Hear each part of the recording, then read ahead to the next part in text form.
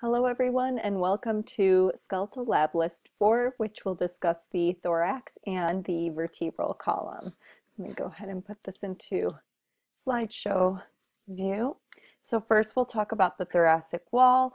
This of course is protecting our heart and our lungs and organs that are in the superior aspect of the stomach.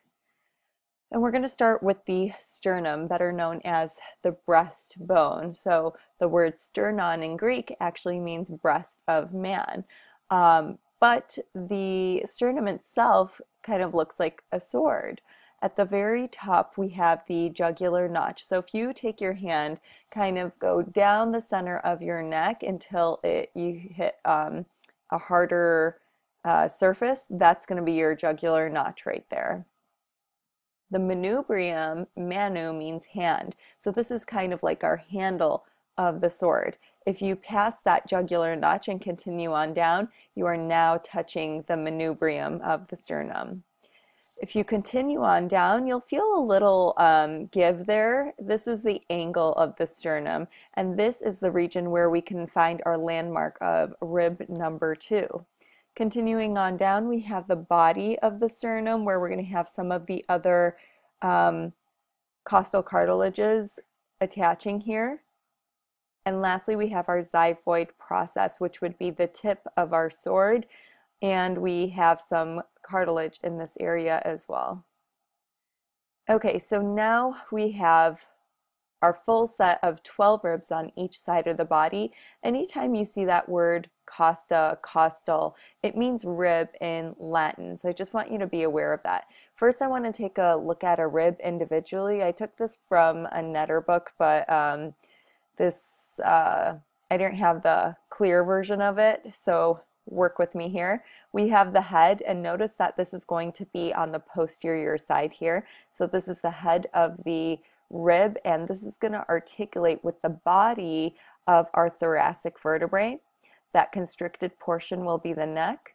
And then we have the tubercle, and this tubercle is what's going to articulate with our transverse processes on the thoracic vertebrae, specifically at those transverse costal facets that we're going to talk about later in this screencast. We have the deepest bend of the rib that will serve as the angle. And lastly, we have the costal groove. And this costal groove is a site where we're going to be able to find our intercostal vein, intercostal artery, and intercostal nerve. So I always like to think the van drives down the hill. So V-A-N, vein, artery, and nerve. So let's classify each of these ribs. We have our true ribs, which will be ribs 1 through 7. And the definition of a true rib is that it attaches to the sternum via its own costal cartilage. So you can see these costal cartilages in gray here. And remember, that's made up of hyaline cartilage. Our false ribs are going to be ribs 8 through 12. So you can see these down here are actually latching up onto other costal cartilages in order to attach to the sternum. So it's attaching to the sternum via not its own costal cartilage. And lastly, we have our floating ribs, which would be ribs 11 and 12 here. They're not going to attach to the sternum at all. They might have a little bit of costal cartilage or hyaline cartilage at the end of the rib, but they're not going to attach.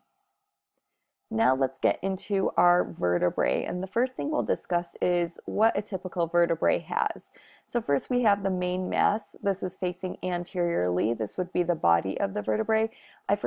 By the way, I forgot to mention at the beginning of the screencast that the numbers here are correlating to the Netter atlas that I use these images from.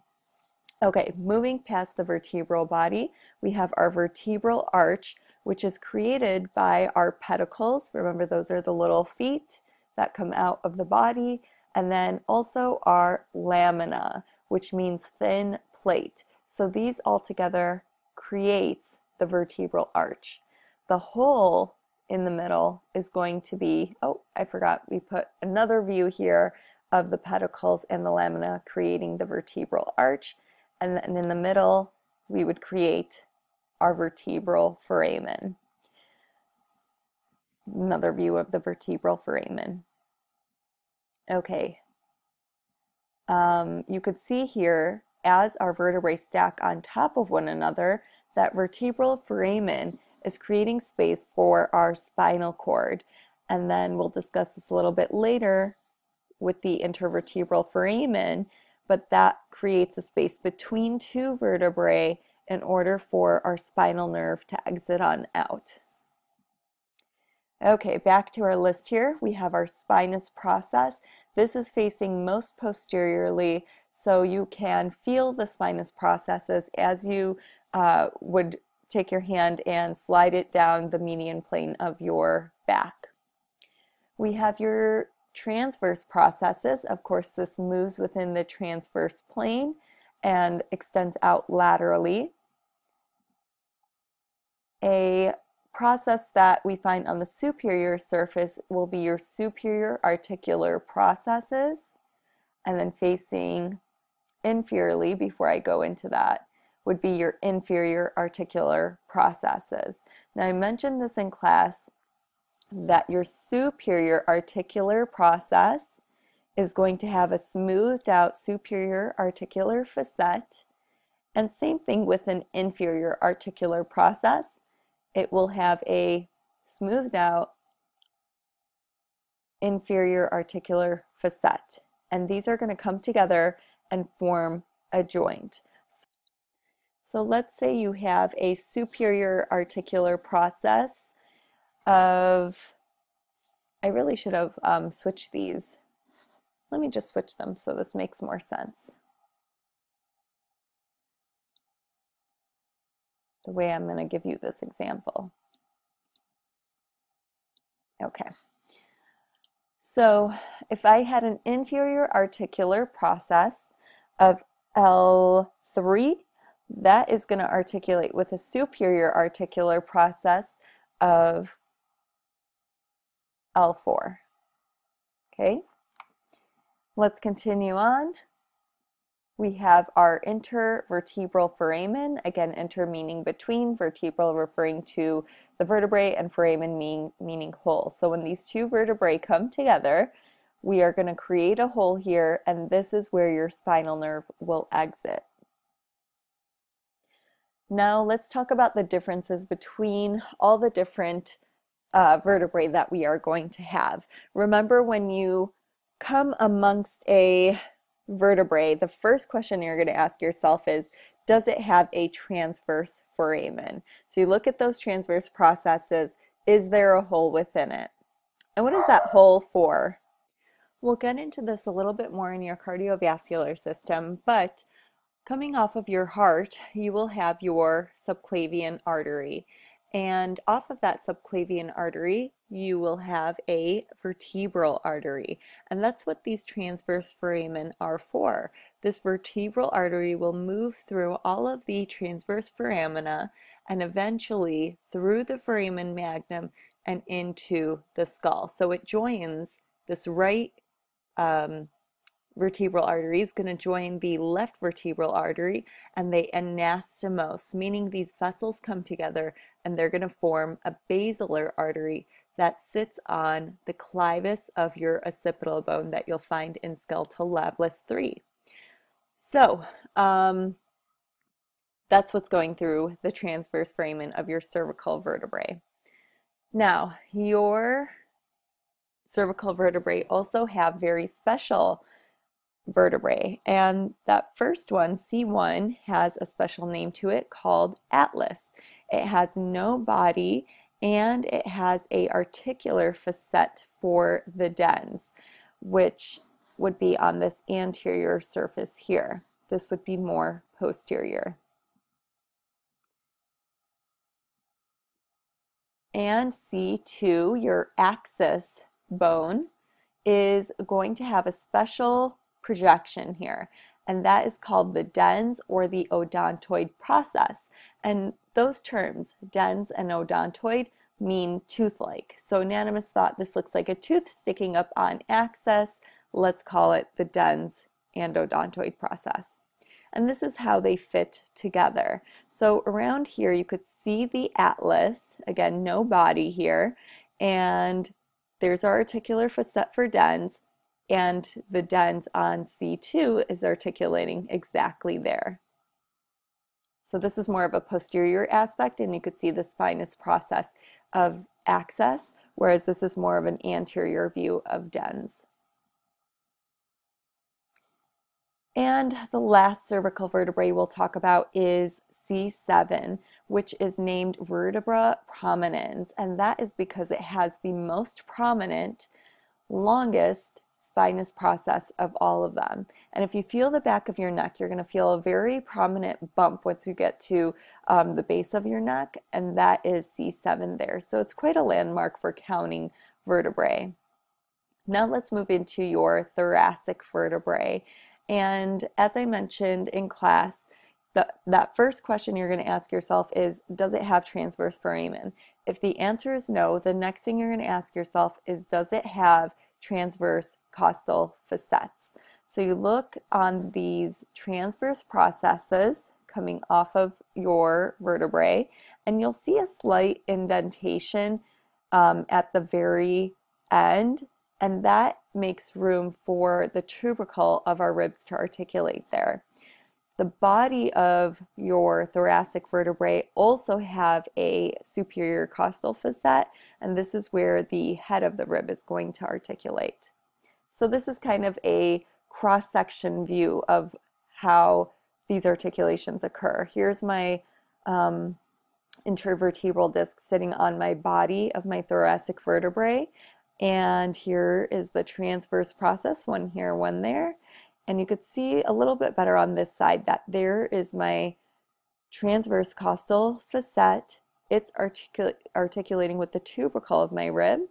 And over here we see the head of the rib articulating with that superior costal facet. And we have our lumbar vertebrae here. So 5 of these total. We're not going to see any transverse foramen. There are no transverse costal facets. And so this is going to be our default. If we say no to our first 2 questions, we know that it's a lumbar vertebrae. Other things that we can check are if it has a quadrangular spinous process, and if it has these mammillary processes on the superior articular processes. They're just like a little extra bump on the superior articular process. That brings us to our sacrum, and we have a base and apex. Now, base is always going to be the most broad portion of a bone, and an apex will always be the most pointed portion. So there's our base, there's our apex. And we have 2 different surfaces. We have that smoothed out portion of our sacrum. This is going to be our pelvic surface, whereas the bumpy, roughened area, that's going to be our dorsal surface or the posterior surface. So pelvic surface, this is anterior, dorsal surface is posterior. Now if we switch back to our anterior view, we could see the promontory here. And it's just this little edge of the lip where your intervertebral disc L5 would be sitting on top of. We also have superior articular processes and facets, so we're seeing this in a posterior view. This is going to articulate with an inferior articular process and facet of L5. That's never going to change unless there's something that is atypical about someone's anatomy. Now, our next 2 terms, you might notice the word foramina in there. And if you remember the word foramina, that means many holes. So we have on our anterior view, anterior or pelvic sacral foramina. And on the back, we have posterior or dorsal sacral foramina. And every quarter that I teach this, someone always asks, well, how come we have 2 different names when it's one hole? And the reason for that is because we have all of these wonderful nerves that are going to be exiting either anteriorly through the anterior sacral foramina or posteriorly through the dorsal sacral foramina. And so we need to differentiate those exits. And the last thing we have on our list here is the sacral hiatus. If you go on a hiatus, that means you are kind of missing, you're out on vacation, you're not around, right? So that's actually what's happening here. We see our sacrum are 5 fused vertebrae, and once we get to that 5th fused vertebrae, the lamina actually on this vertebrae did not completely fuse together. And that's why we have an opening here, which is just fine because we are going to have some ligaments coming down from this area and also some spinal nerves. And lastly, we have our coccyx, which can range from 3 to 5 fused vertebrae, but typically it will be 4 fused vertebrae. So there you have it. That is the end of our skeletal lab list 4. If you have any questions, please let me know.